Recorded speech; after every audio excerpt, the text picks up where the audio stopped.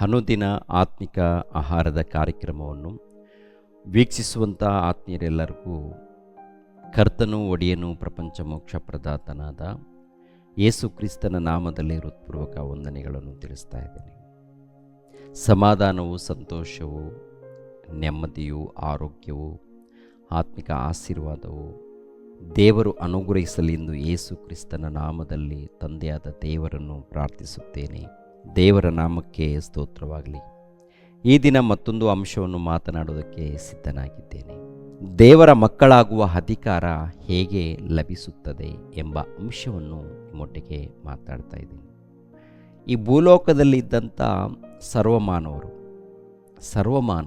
ಸಾಕ್ಷಾತ್ತು ಪರಮಾತ್ಮನ ಮಕ್ಕಳು. ಈ ಲೋಕದಲ್ಲಿ ನಂದೊಂದು ಕುಲ, ನಂದೊಂದು ಜಾತಿ, ನಿಂದೊಂದು ಜಾತಿ, ನಂದು ಒಂದು ಮತ, ನಿಂದು ಒಂದು ಮತ, ನೀವು ಬೇರೆ ನಾನು ಬೇರೆ, ನೀವು ಬೇರೆ ನಾನು ಬೇರೆ ಅಂತ ಹೇಳುವಂಥ ಮಾತುಗಳಿದೆಯಲ್ಲ, ಇದು ಮೂಢತ್ವದಲ್ಲಿದ್ದಂಥ ಮಾತುಗಳು, ಅವಿವೇಕಿಗಳು, ಅಜ್ಞಾನಿಗಳು ಮಾತನಾಡುವಂಥ ಮಾತುಗಳು. ಭೂಲೋಕದಲ್ಲಿ ಇದ್ದಂಥ ಪ್ರತಿ ಮಾನವರು ಸಾಕ್ಷಾತ್ತು ಪರಮಾತ್ಮನ ಮಕ್ಕಳು. ಆಕಾಶ ದೇವರು ಉಂಟು ಮಾಡಿದ್ದಾರೆ, ಭೂಲೋಕವನ್ನು ದೇವರು ಉಂಟು ಮಾಡಿದ್ದಾರೆ, ಸೂರ್ಯನನ್ನು, ಚಂದ್ರನನ್ನು, ನಕ್ಷತ್ರಗಳನ್ನು, ಸಮುದ್ರವನ್ನು, ಸಮುದ್ರದಲ್ಲಿರುವಂಥ ಜಲರಾಶಿಗಳನ್ನು, ಟೋಟಲ್ ಎಲ್ಲವನ್ನು ಉಂಟು ಮಾಡಿದವರು ಸಾಕ್ಷಾತ್ತು ತಂದೆಯಾದ ಆ ಪರಮಾತ್ಮನು. ತನ್ನ ಪ್ರಿಯ ಕುಮಾರನಾದಂಥ ಯೇಸು ಕ್ರಿಸ್ತನ ಮೂಲಕ ದೇವರು ಉಂಟು ಮಾಡಿದ್ದಾರೆ. ಪ್ರಿಯರೇ, ಈ ಲೋಕದಲ್ಲಿ ಅನೇಕ ವಿಭೇದಗಳು ಇದೆ ರೀ. ಅದು ಮನುಷ್ಯನ ಮೂಢತ್ವ. ಆದ್ದರಿಂದ ಪ್ರತಿಯೊಬ್ಬರು ಕೂಡ ಯೋಚನೆ ಮಾಡಿ, ನಾವೆಲ್ಲರೂ ದೇವರ ಮಕ್ಕಳು ಆಗಿರುವಾಗ ದೇವರ ಮಕ್ಕಳಾಗುವ ಅಧಿಕಾರವು ಹೇಗೆ ಲಭಿಸುತ್ತೆ ಅನ್ನುವಂಥ ಅಂಶ ಏನು? ಆಲ್ರೆಡಿ ದೇವರ ಮಕ್ಕಳು ತಾನೇ ಆಗಿರುವಾಗ ಮತ್ತೆ ದೇವರ ಮಕ್ಕಳಾಗುವ ಅಧಿಕಾರ ಕೊಡಲ್ಪಟ್ಟಿದೆ ಎಂದು ಹೇಗೆ ಲಭಿಸುತ್ತೆ ಅನ್ನುವಂಥ ಅಂಶ ಏನು ಅಂತೇಳಿ ನೀವು ಪ್ರಶ್ನೆ ಕೇಳ್ಬೋದು. ಆ ಮಾತು ಬೈಬಲ್ ಗ್ರಂಥದಲ್ಲಿದೆ. ಒಂದು ಸಾರಿ ಯೋಹಾನನು ಬರೆದ ಸುವಾರ್ತೆ 1ನೇ ಅಧ್ಯಾಯ 12ನೇ ವಚನವನ್ನು ನೋಡೋಣ ಪ್ರಿಯರೇ. 1ನೇ ಅಧ್ಯಾಯ 12ನೇ ವಚನ. ಯಾರು ಆತನನ್ನು ಅಂಗೀಕರಿಸಿದರು, ಅಂದರೆ ಆತನ ಹೆಸರಿನಲ್ಲಿ ನಂಬಿಕೆ ಇಟ್ಟರು, ಅವರಿಗೆ ದೇವರ ಮಕ್ಕಳಾಗುವ ಅಧಿಕಾರ ಕೊಟ್ಟನು. ಅವರಿಗೆ ದೇವರ ಮಕ್ಕಳಾಗುವ ಅಧಿಕಾರವನ್ನು ಕೊಟ್ಟನು. ಅಂದರೆ ಈ ಲೋಕದಲ್ಲಿದ್ದಂಥ ಮಾನವರು ದೇವರಿಗೆ ಮಕ್ಕಳಲ್ವಾ? ದೇವರ ಮಕ್ಕಳು. ದೇವರು ತಾನೇ ಪಡೆದಿದ್ದು, ದೇವರು ತಾನೇ ಹುಟ್ಟಿಸಿದ್ದು. ಅಪೋಸ್ತಲರ ಕೃತ್ಯಗಳು 17ನೇ ಅಧ್ಯಾಯ 28ನೇ ವಚನವನ್ನು ನೋಡೋಣ ಪ್ರಿಯರೇ. 17ನೇ ಅಧ್ಯಾಯ 28ನೇ ವಚನ. ಆತನಲ್ಲಿಯೇ ನಾವು ಜೀವಿಸುತ್ತೇವೆ, ಚಲಿಸುತ್ತೇವೆ, ಇರುತ್ತೇವೆ. ನಿಮ್ಮ ಕವಿಗಳಲ್ಲಿಯೂ ಕೆಲವರು ನಾವು ಆತನ ಸಂತಾನದವರೇ ಎಂಬುದಾಗಿ ಹೇಳಿದ್ದಾರೆ. ನಾವು ದೇವರ ಸಂತಾನದವರಾಗಿದ್ದ ಮೇಲೆ ದೈವವು ಮನುಷ್ಯನ ಶಿಲ್ಪವಿದ್ಯೆಯಿಂದಲೂ ಕಲ್ಪನೆಯಿಂದಲೂ ಕೆತ್ತಿರುವ ಚಿನ್ನ, ಬೆಳ್ಳಿ, ಕಲ್ಲುಗಳಿಗೆ ಸಮಾನವೆಂದು ನಾವು ಭಾವಿಸಬಾರದು. ಆ ಅಜ್ಞಾನ ಕಾಲಗಳನ್ನು ದೇವರು ಲಕ್ಷ್ಯಕ್ಕೆ ತರಲಿಲ್ಲ. ಈಗಲಾದರೂ ಆತನು 4 ದಿಕ್ಕಿನಲ್ಲಿರುವ ಮನುಷ್ಯರೆಲ್ಲರೂ ತನ್ನ ಕಡೆಗೆ ತಿರುಗಿಕೊಳ್ಳಬೇಕೆಂದು ಅಪ್ಪಣೆ ಕೊಡುತ್ತಾನೆ. ಇದು ದೇವರ ಅಪ್ಪಣೆ. ಅಂದರೆ ನಿಮ್ಮ ಹಿರಿಯರಲ್ಲಿ, ನಿಮ್ಮ ಕವಿಗಳಲ್ಲಿ, ಇಲ್ಲಾಂದರೆ ಸ್ವಾಮೀಜಿಗಳಲ್ಲಿ, ಇಲ್ಲ ಪಂಡಿತರ ಮಧ್ಯದಲ್ಲಿ ನಾವೆಲ್ಲರೂ ದೇವರ ಸಂತಾನ ಎನ್ನುವಂಥದ್ದು ಕೇಳ್ತಾ ಇದ್ದೀವಿ. ಈಗಿನ ಕಾಲದಲ್ಲಿ ಕೂಡ ಏನ್ರಿ ಸ್ವಾಮೀಜಿಗಳು, ಇಲ್ಲಾಂದರೆ ಹಿರಿಯರು, ಇಲ್ಲಾಂದರೆ ಪಂಡಿತರೆಂದು ಕರೆಯಲ್ಪಡ್ತಾ ಇರ್ತಾರೆ. ಅವರು ಒಪ್ಪಿಕೊಳ್ತಾರೆ ದೇವರು ಒಬ್ಬರೇ ಇದ್ದಾರೆ, ಟೋಟಲ್ ಸರ್ವ ಜಗತ್ತನ್ನು ಉಂಟು ಮಾಡಿರುವಂಥ ದೇವರು ಒಬ್ಬರೇ ಅಂತೇಳಿ ಕೆಲವರು ಪಂಡಿತರಿದ್ದಾರೆ, ಅವರು ಒಪ್ಕೊಳ್ತಾರೆ.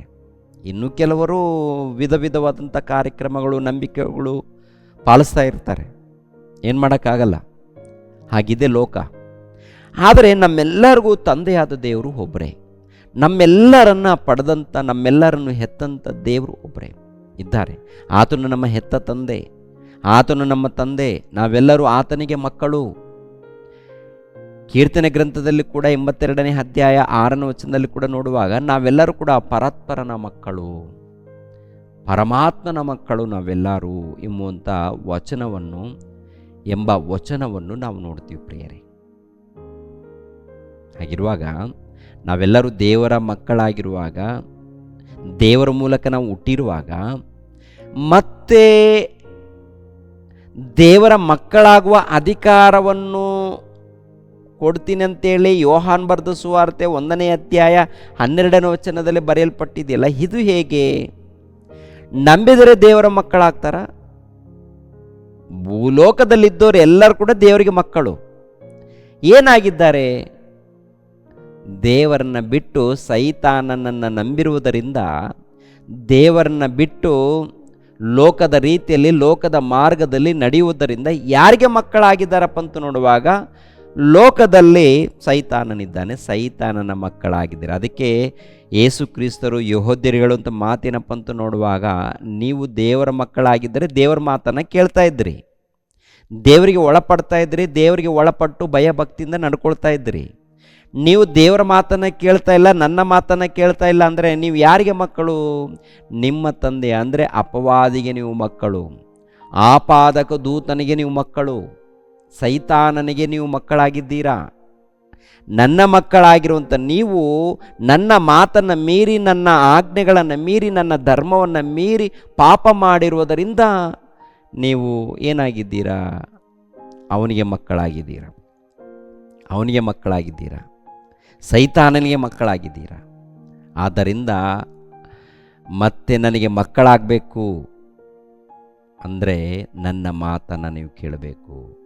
ಒಂದು ಮಾತನ್ನು ನಾವು ಗಮನಿಸೋಣ ಪ್ರಿಯರಾದ ದೇವರ ಮಕ್ಕಳಿರ. ಯೋಹಾನನು ಬರೆದ ಸುವಾರ್ತೆ 8ನೇ ಅಧ್ಯಾಯ 43. ನೀವು ನನ್ನ ಮಾತನ್ನು ಗ್ರಹಿಸದೆ ಇರುವುದಕ್ಕೆ ಕಾರಣವೇನು? ನನ್ನ ಬೋಧನೆಗೆ ಕಿವಿಗೊಡಲಾರದೆ ಇರುವುದೇ ಕಾರಣ. ಸೈತಾನನು ನಿಮ್ಮ ತಂದೆ, ನೀವು ಆ ತಂದೆಯಿಂದ ಹುಟ್ಟಿದವರಾಗಿದ್ದು ನಿಮ್ಮ ತಂದೆಯ ದುರಿಚ್ಛೆಗಳನ್ನು ನಡೆಸಬೇಕೆಂದಿದ್ದೀರಿ. ಅವನು ಆದಿಯಿಂದಲೂ ಕೊಲೆಗಾರನಾಗಿದ್ದು ಸತ್ಯದಲ್ಲಿ ನಿಲ್ಲಲಿಲ್ಲ, ಅವನಲ್ಲಿ ಸತ್ಯವು ಇಲ್ಲವೇ ಇಲ್ಲ.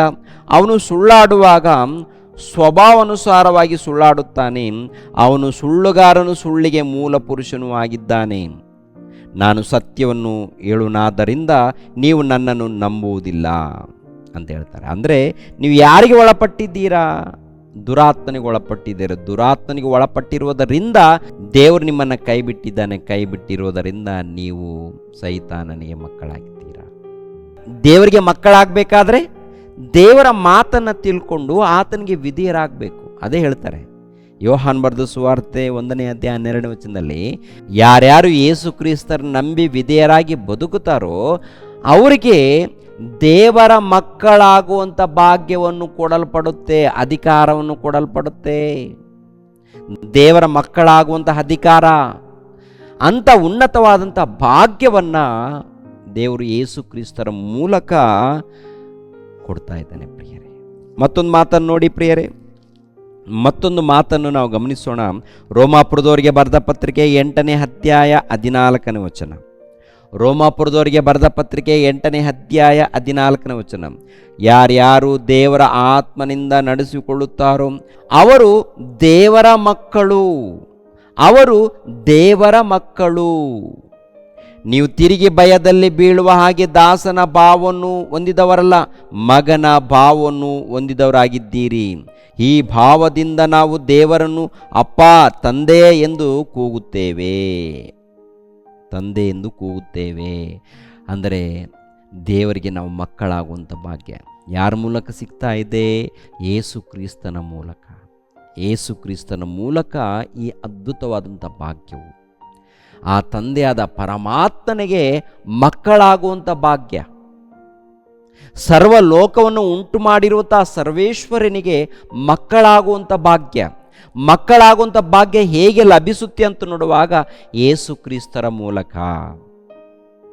ಆ ಯೇಸು ಕ್ರಿಸ್ತರನ್ನು ತಿಳಿದುಕೊಂಡು, ದೇವರನ್ನು ಅರ್ಥ ಮಾಡಿಕೊಂಡು, ಪಶ್ಚಾತ್ತಾಪ ಪಟ್ಟು, ನಂಬಿ, ವಿಧೇಯರಾಗಿ, ಮನಸ್ಸನ್ನು ಬದಲಾವಣೆ ಮಾಡಿಕೊಂಡು ಮನಸಾಂತರ ಹೊಂದಿ ತಂದೆಯ ಮಗನ ಪವಿತ್ರಾತ್ಮನ ಹೆಸರಿನಲ್ಲಿ ದೀಕ್ಷಾಸ್ನಾನವನ್ನು ಪಡೆದುಕೊಂಡು ಸಭೆಯಲ್ಲಿ ಸೇರಿಸಲ್ಪಟ್ಟಾಗ ದೇವರಿಗೆ ಮಕ್ಕಳಾಗ್ತೀವಿ. ಮಕ್ಕಳಾದ ಮೇಲೆ ಭಕ್ತರಾಗಿ ನೀತಿವಂತರಾಗಿ ಕೊನೆ ತನಕ ಯಥಾರ್ಥವಾಗಿ ಜೀವಿಸಿದಾಗ ನಿತ್ಯ ಜೀವವನ್ನು ಪಡ್ಕೊಳ್ತೀವಿ, ಪರಲೋಕವನ್ನು ಪಡ್ಕೊಳ್ತೀವಿ. ಆ ಪರಲೋಕವನ್ನು ಕೊಡೋದಕ್ಕಾಗಿ ಯೇಸು ಕ್ರಿಸ್ತರು ಶಿಲುಬೆ ಮರಣವನ್ನು ಹೊಂದಿದರು. ನಮ್ಮ ನಿಮಿತ್ತವಾಗಿ ನಮಗೆ ಪರಲೋಕವನ್ನು ಕೊಡುವುದಕ್ಕಾಗಿ, ನಿತ್ಯ ಜೀವವನ್ನು ಕಲ್ಪಿಸಿ ಕೊಡುವುದಕ್ಕಾಗಿ, ಪಾಪ ಕ್ಷಮಾಪಣೆ ಕಲ್ಪಿಸಿ ಕೊಡುವುದಕ್ಕಾಗಿ ನಮ್ಮೆಲ್ಲರ ನಿಮಿತ್ತವಾಗಿ ಕೊರಡೆ ಪೆಟ್ಟುಗಳು, ತಲೆ ಮೇಲೆ ಮುಳ್ಳಿನ ಕಿರೀಟ, ಬೆತ್ತದ ಮೂಲಕ ಒಡಿಸ್ಕೊಳ್ತಾರೆ, ಬಯಸ್ಕೊಳ್ತಾರೆ, ಅನೇಕ ಅವಮಾನಗಳು, ಅನೇಕ ನಿಂದನೆಗಳು. ಕಾರಣ ನಮ್ಮನ್ನು ನಿತ್ಯ ಜೀವಕ್ಕೆ ಸೇರಿಸಬೇಕು, ನಮ್ಮನ್ನು ದೇವರ ಬಳಿಗೆ ಸೇರಿಸಬೇಕು, ಆ ತಂದೆಯ ಬಳಿಗೆ ಸೇರಿಸಬೇಕು, ಆ ತಂದೆಗೆ ಮಕ್ಕಳಾಗುವಂಥ ಭಾಗ್ಯವನ್ನು ಕಲ್ಪಿಸಿಕೊಡಬೇಕು ಎಂದು ತನ್ನನ್ನು ತಾನು ತಗ್ಗಿಸಿಕೊಂಡು ವಿಧೇಯನಾಗಿ ಇಷ್ಟೆಲ್ಲ ಮಾಡಿರುವಾಗ ಪ್ರಿಯರಾದ ದೇವರ ಮಕ್ಕಳಿರ, ಆತನ ಮನಸ್ಸನ್ನು ನಾವು ಅರ್ಥ ಮಾಡ್ಕೊಳ್ತಾ ಇದ್ದೀವ, ತಿಳ್ಕೊಂಡು ಒಳಪಡ್ತಾ ಇದ್ದೀವ? ಒಂದ್ಸಾರಿ ನಿಮ್ಮನ್ನು ನೀವು ಪರಿಶೋಧನೆ ಮಾಡಿ ಪ್ರಿಯರೇ. ಆತನ ಮನಸ್ಸನ್ನು ಅರ್ಥ ಮಾಡಿಕೊಂಡು ಭಯ ಭಕ್ತಿಯಿಂದ ಜೀವಿಸಿದಾಗ ಅದ್ಭುತವಾದಂಥ ಜೀವಿತ, ಶ್ರೇಷ್ಠವಾದಂಥ ಜೀವಿತ, ಉನ್ನತವಾದಂಥ ಜೀವಿತ, ಅಂಥ ಭಾಗ್ಯವನ್ನು ಯೇಸು ಕ್ರಿಸ್ತರು ಕಲ್ಪಿಸಿಕೊಟ್ಟಿದ್ದಾರೆ. ಇದನ್ನು ಕಾಪಾಡಿಕೊಳ್ತೀವಾ ಅಥವಾ ಕಳೆದುಕೊಳ್ತೀವ? ಒಂದ್ಸಾರಿ ನಿಮ್ಮನ್ನು ನೀವು ಪರಿಶೋಧನೆ ಮಾಡಿಕೊಳ್ಳಿ. ಕೊನೆ ಕಾಲದಲ್ಲಿದ್ದೀವಿ. ಆದ್ದರಿಂದ ನಿಮ್ಮ ಭಕ್ತಿ ಜಾಗ್ರತೆ, ನಿಮ್ಮ ನಂಬಿಕೆ ಜಾಗ್ರತೆ, ದೇವ್ರಿಗೋಸ್ಕರ ನಿಮ್ಮ ಬದುಕು ಜಾಗ್ರತೆ ನೋಡ್ಕೊಳ್ಳಿ ಪ್ರಿಯರೇ. ದೇವರು ನಿಮ್ಮನ್ನು ನನ್ನನ್ನು ಆಶೀರ್ವದಿಸಲಿ. ಎಲ್ಲರೂ ತಲೆಬಾಗಿಸಿರಿ, ಪ್ರಾರ್ಥನೆ ಮಾಡಿ ಮುಗಿಸುತ್ತೇನೆ. ಸರ್ವವನ್ನು ಸರ್ವಲೋಕವನ್ನು ಉಂಟು ಮಾಡಿರುವಂಥ ಸರ್ವೇಶ್ವರನಾದ ನಮ್ಮ ತಂದೆಯಾದ ದೇವ, ನಿಮಗೆ ಸ್ತೋತ್ರಗಳು. ಮಹೋನ್ನತನೇ, ಮಹಾಪರಿಶುದ್ಧನೇ, ಅಗಮ್ಯವಾದ ಬೆಳಕಿನಲ್ಲಿ ವಾಸ ಮಾಡುವಂಥ ನಮ್ಮ ತಂದೆಯೇ, ನಿಮಗೆ ಸ್ತೋತ್ರಗಳು. ತಂದೆ, ನಿಮ್ಮ ಮಕ್ಕಳಾಗುವಂಥ ಭಾಗ್ಯವನ್ನು ನಿಮ್ಮ ಪ್ರಿಯ ಕುಮಾರನ ಮೂಲಕ ಅನುಗ್ರಹಿಸಿದ್ದೀರಾ. ರಕ್ಷಣೆಯ ಭಾಗ್ಯವನ್ನು ಅನುಗ್ರಹಿಸಿದ್ದೀರಾ. ನಿತ್ಯ ಜೀವವನ್ನು ಪಡ್ಕೊಳ್ಳುವಂಥ ಭಾಗ್ಯವನ್ನು ಕಲ್ಪಿಸಿಕೊಟ್ಟಿದ್ದೀರಾ ತಂದೆ. ನಿಮ್ಮ ಪ್ರಿಯ ಕುಮಾರನು ಈ ಲೋಕದಲ್ಲಿ ಕೊರಡೆ ಪೆಟ್ಟುಗಳು, ತಲೆಯ ಮೇಲೆ ಮುಳ್ಳಿನ ಕಿರೀಟ, ಶಿಲುಬೆ, ಇವೆಲ್ಲವನ್ನು ಮಹಾ ಕಷ್ಟಗಳನ್ನು ಆತನು ಅನುಭವಿಸಿದ್ದಾನೆ ತಂದೆ. ಆತನ ಮೂಲಕ ಅದ್ಭುತವಾದಂಥ ಭಾಗ್ಯವನ್ನು ನೀವು ಕಲ್ಪಿಸಿಕೊಟ್ಟಿದ್ದೀರಾ ತಂದೆ. ಅದಕ್ಕೆ ನಿಮಗೆ ಸ್ತೋತ್ರಗಳು ತಂದೆ, ನಿಮಗೆ ಕೃತಜ್ಞತೆಗಳು ತಂದೆ, ನಿಮಗೆ ಸ್ತೋತ್ರಗಳು ತಂದೆ. ಯಾವಾಗಲೂ ನಿಮ್ಮ ಧ್ಯಾನದಲ್ಲಿ ಭಕ್ತಿಯಲ್ಲಿ ನಿರಂತರ ಜೀವಿಸುವಂತೆ ನಮ್ಮೆಲ್ಲರಿಗೂ ಸಹಾಯ ಮಾಡಿ. ನೇರ ಪ್ರಸಾರವನ್ನು ವೀಕ್ಷಿಸುವಂಥ ಎಲ್ಲ ಮಕ್ಕಳನ್ನು ಆಶೀರ್ವದಿಸಿ. ಪ್ರತಿ ಕುಟುಂಬಕ್ಕೆ ನೆಮ್ಮದಿ, ಶಾಂತಿ, ಸಮಾಧಾನವನ್ನು ದಯಪಾಲಿಸಿ. ಆರೋಗ್ಯವನ್ನು, ಆತ್ಮಿಕ ಆಶೀರ್ವಾದವನ್ನು ಅನುಗ್ರಹಿಸಿ ತಂದೆ. ಯೇಸು ಪವಿತ್ರ ನಾಮದಲ್ಲಿ ಬೇಡಿ ಹೊಂದಿದೆಯಪ್ಪ ತಂದೆಯೇ, ಆಮೇನ್. ಎಲ್ಲರಿಗೂ ವಂದನೆಗಳು.